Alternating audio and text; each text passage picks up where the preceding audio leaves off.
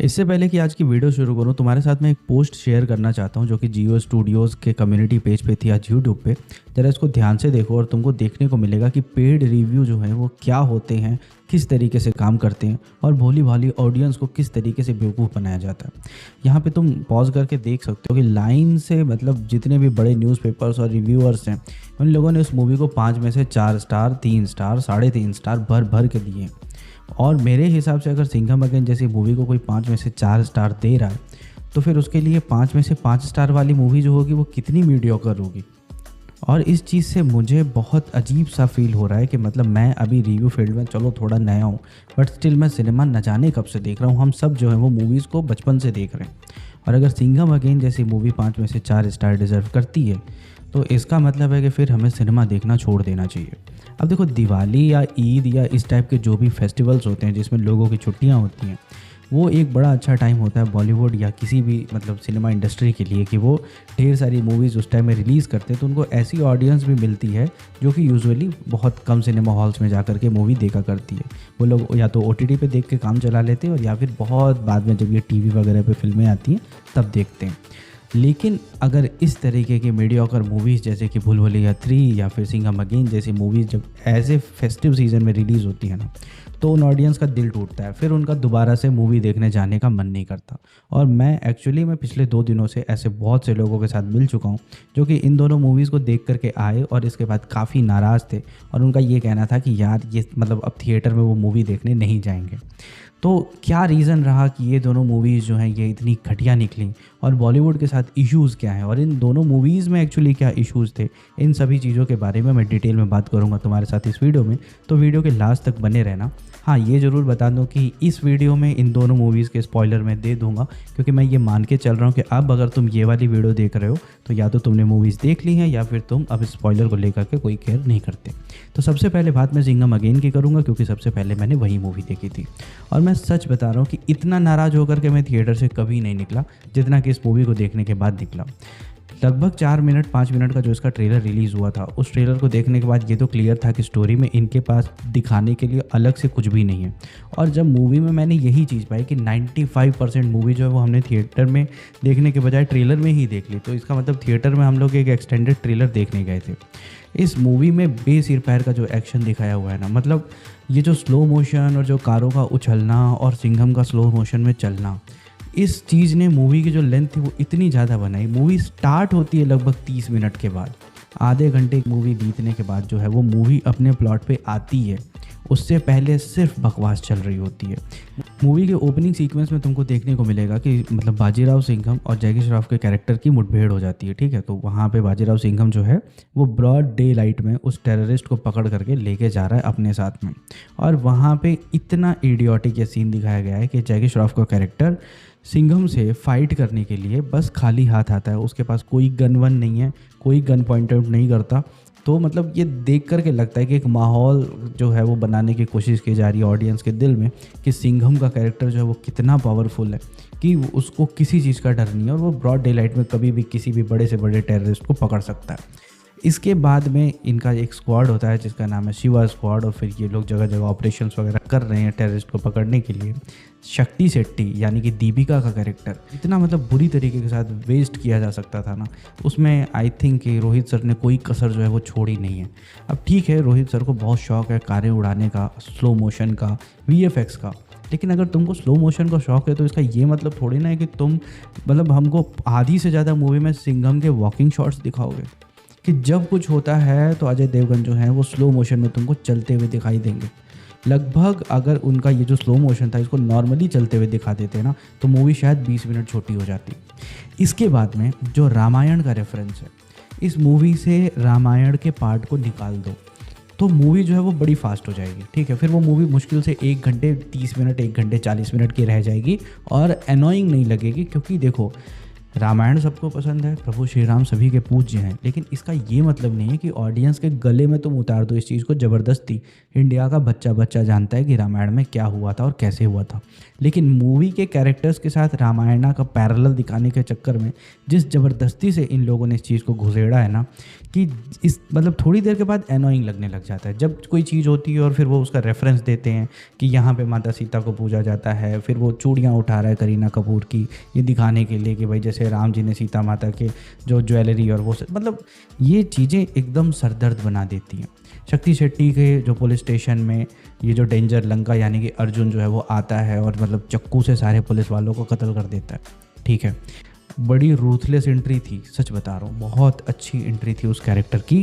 But the problem is उसके बाद अर्जुन कपूर का इस तरीके का गुस्सा या इस तरीके का मर्डरस इंस्टिंक्ट जो है वो तुमको पूरी मूवी में कहीं देखने को नहीं मिलेगा। तो इस वजह से जब क्लाइमैक्स आता है और अर्जुन कपूर को जब अजय देवगन मार रहा होता है ना, तो कुछ भी फील नहीं होता तुमको उस टाइम में। तो तुमको वहाँ पे ऐसा फील होगा ना कि ये दोनों ही मर जाते तो अच्छा रहता, ताकि अगला पार्ट ना बन जाए इस चीज़ का।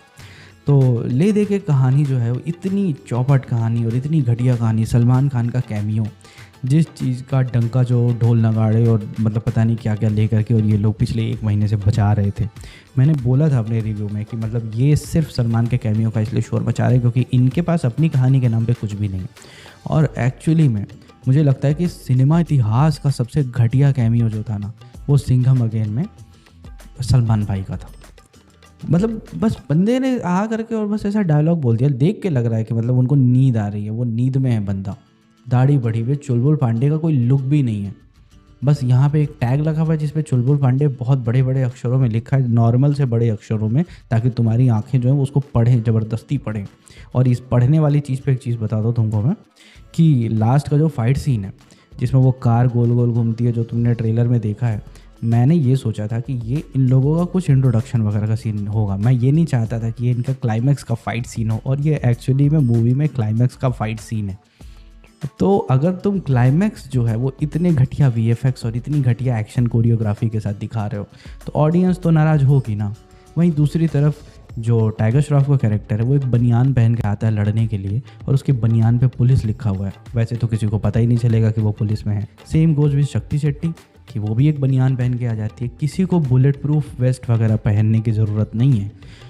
पूरी जनता गोलियां चला रही है, इन्हें एक भी नहीं लगती। ठीक है, ये बॉलीवुड की बहुत पुरानी प्रॉब्लम है और ये बार बार होती है, और इस चीज़ को देखते देखते तो भाई हम लोग थक चुके हैं सीरियसली, कि मतलब गोलियां चलेंगी बट किसी को नहीं लगेंगी। इस मूवी में तुमको कहीं भी कंसर्न फील नहीं होता है।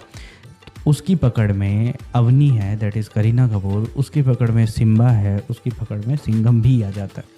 इसके बावजूद अर्जुन जो है वो किसी को पीटता नहीं है। एटलीस्ट किसी को टॉर्चर करने का सीन दिखा देते, सो दैट ऑडियंस को कंसर्न हो जाता कि भाई जल्दी आओ इनको बचाने वरना ये चले जाएंगे। तो ले दे के सिंघम अगेन जो है, मैं तो ये कहूँगा कि one of the worst movies of 2024 है। बट द प्रॉब्लम इज़ कि ये जो इतने लंबे चौड़े और बढ़िया बढ़िया जो स्टार इसको दिए हैं और इसकी तारीख में रिव्यूज़ किए जा रहे हैं, वो मुझे समझ में नहीं आ रहा कि मतलब ये रिव्यूअर्स क्या चाहते हैं और ऑडियंस को कितना बेवकूफ़ बनाएंगे ये लोग अभी आगे। तो भूल भुलैया 3 के बारे में बात करते हैं कि अब इसमें कार्तिक आर्यन का जो कैरेक्टर है उसने पूरी मूवी में अक्षय की कॉपी करने की कोशिश की है। मुझे समझ में नहीं आता कि अक्षय सर जो हैं वो इतनी सारी मूवीज़ कर रहे हैं, तो उसमें एक मूवी भूल भुलैया भी कर लेते तो क्या नुकसान हो जाता। एक्चुअली में मूवी का चार्म बढ़ जाता। बट द थिंग इज़ कि जब कहानी इतनी वीक हो तो मुझे तो यही लगता है कि शायद अक्षय ने ही मना कर दिया होगा कि मुझको ये मूवी नहीं करनी तुम लोगों की। दूसरी तरफ एक बड़ा मज़ेदार सा मतलब इसमें चीज़ है कि होता ये है कि इसमें 2 दरवाजे होते हैं मंजूलिका के कमरे के, एक ऊपर नकली और नीचे एक असली।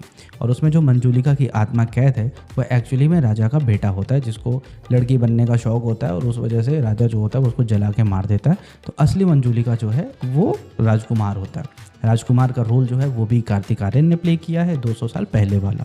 तो अब होता यह है कि जब इसमें विद्या बालन की एंट्री होती है फर्स्ट हाफ में इंटरवल से पहले, उस टाइम तक जो ओरिजिनल दरवाज़ा है मंजूलिका का वो नहीं खुला हुआ।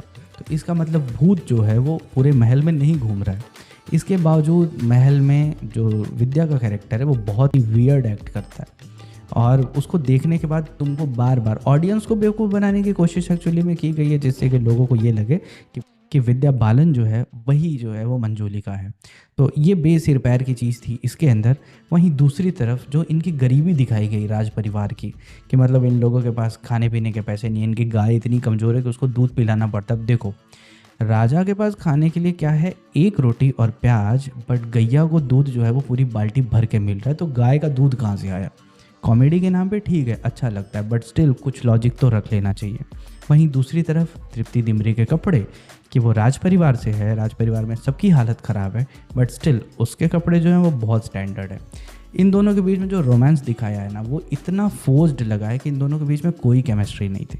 सिर्फ गाना दिखाने के लिए, किसिंग सीन एक दिखाने के लिए गाने में, और कुछ कलरफुल कपड़े और सुंदर मतलब बैकड्रॉप वगैरह दिखाने के लिए, क्योंकि हीरो का मूड रहा होगा कि भाई हमें अच्छी जगह शूटिंग करनी है यार, एक अच्छा रोमांटिक गाना डाल दो।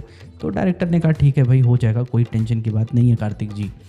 तो ये चीज़ बहुत ख़राब थी मूवी में। और सबसे ज़्यादा वियर्ड चीज़ भूल भुलैया 3 में ये थी कि जो राजकुमार था 200 साल पहले वाला, उसकी वाइफ का जो कैरेक्टर था वो तृप्ति डिमरी थी। उसका फेस नहीं दिखाया, उसको घूंघट में दिखाया, बट उसके लिप्स दिखते हैं, और वो देखने के बाद कोई भी ये समझ जाएगा कि ये तृप्ति डिमरी ने रोल प्ले किया हुआ है। बट उसकी कहानी का क्या हुआ उससे किसी को कोई लेना देना नहीं। डायरेक्टर ने बोला कि भाई देखो, हमको यहाँ एक नई लड़की लानी पड़ेगी, तो तृप्ति तुम ही घूंघट लगा के बैठ जाओ, क्योंकि राज परिवार का हर कोई मर गया, बट राज परिवार का लीनियज कैसे चल रहा है इसको कुछ एक्सप्लेन नहीं किया। ले दे करके ये मूवी भी ऐसी ही थी कि अपना दिमाग घर छोड़ करके जाओ और एक ज़बरदस्ती का ड्रामा देखो, क्योंकि भूल भुलैया का नाम है फर्स्ट पार्ट का, तो उसको कैश ग्रैब करने के लिए इन्होंने पार्ट 2 और पार्ट 3 दोनों बना डाली। ओवरऑल इस रिव्यू में मैं बस यही कहना चाहता हूँ कि यार बॉलीवुड के साथ इशू ये हो चुका है कि ये लोग अपने राइटर्स को पैसे नहीं देते, जहाँ तक मुझे लगता है। ये लोग बस 4 लोग बैठ जाते हैं आपस में और फिर प्लान करते हैं कि चलो एक मूवी बनाते हैं। मूवी कैसे बनेगी वो सब बाद में देखा जाएगा। तो सबसे पहले स्टार कास्ट हो जाती है, सबसे पहले ये हो जाती है कि इसकी शूटिंग कहाँ करेंगे, ये एक्ट्रेस रख लेते हैं, सब कुछ कर लेंगे। लास्ट में बोलते हैं कि स्टोरी का क्या होगा? अच्छा किसी को बुलाओ भाई, देखो पुराने पन्नों में कोई कहानी मिल जाती है क्या? इन लोगों को लगता है कि स्टार पावर से या फिर पिछली सुपर हिट हो चुकी मूवीज़ से अब नई हिट मूवीज़ को बनाया जा सकता है, बट एक्चुअली में यार ऐसा बिल्कुल भी नहीं है। मुझे नहीं लगता कि ऑडियंस जो है वो इन लोगों को बहुत दिनों तक झेलने वाली है अगर ये इसी तरह की मूवीज़ जो हैं वो बनाते रहेंगे। ओवरऑल इन दोनों मूवीज़ को देखने के बाद मेरे दिमाग का भांग भोसड़ा हो चुका है, और मैं अब इस तरह की मूवीज़ जो है देखूंगा, क्या करूंगा, रिव्यू करने मुझे तो देखनी पड़ेगी, बट मैं तुम्हें ज़रूर ये बताता रहूँगा इसी तरीके से कि कौन सी मूवी देखने लायक है और कौन सी नहीं। और इसी तरह से अगर तुमको रिव्यूज़ और भी ज़्यादा चाहिए तो चैनल को सब्सक्राइब कर दो ताकि मिले अगले वीडियो में। वीडियो को यहाँ तक देखने के लिए thank you so much, bye bye.